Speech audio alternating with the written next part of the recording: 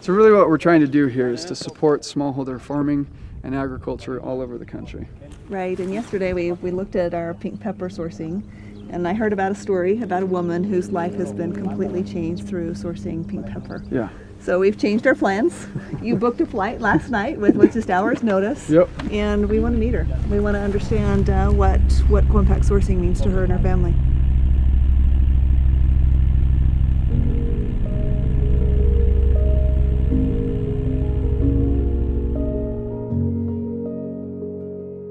(2014), what happened?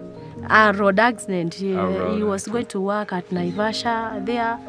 When Veronica got news that she'd lost her husband, she was pregnant with her 5th child. Meeting Veronica was incredible because we were able to see firsthand the impact that co-impact sourcing has on families in Africa. It was hard to feed my children. I was very stressed and I struggled very much. Yeah, life was hard. To provide for her children, she started making ropes from the fibers of plants. She would make about 200 shillings a day, which is the equivalent of $2 US. You see? As Veronica would take these ropes to sell to shopkeepers, originally they would buy them because they felt sorry for her, but over time they stopped buying her ropes. So she started taking them to truck drivers to see if they would buy her rope. The truck drivers wouldn't buy her rope, but they would buy something else. And she found herself having to give away her dignity and her respect in the only way she had to provide for her children. Veronica and Lucy were friends. They had a common bond because they had both lost their husbands. And as they were sitting in front of the shops wondering what they were going to do to provide for their families, Kigo came, and he offered them an opportunity to harvest pink pepper. That's how we met. They were just sitting on the veranda of the shop, and I said hi to them. And I said, I've seen a lot of trees here which have got a lot of pink pepper seed on them. Yeah. And I think you ladies, you can be able to do that. He told me, leave this job. It doesn't have money.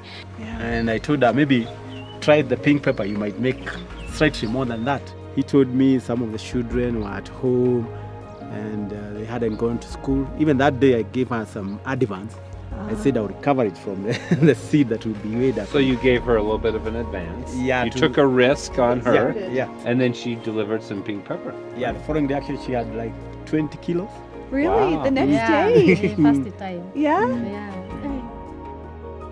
Since Veronica started harvesting pink pepper, she now makes 1,500 shillings a day on average versus just 200 or 300 shillings a day before. I like to work. I don't like to stay idle. And when you stay idle, when you gossip, your children will sleep without anything in their stomach. Right. Yeah. Yeah. So I like to work. Right. Veronica and Lucy are just 2 examples of the hundreds, if not thousands, of lives that are and will be impacted by the harvest of pink pepper. That's why we do co-impact sourcing. It will always be about the individual and how we can make their lives better. That job is good because this time I afford to rent, I afford to eat, I afford to cover my children, my family. That I thanks for Mr. Kigo, and I thanks for you all.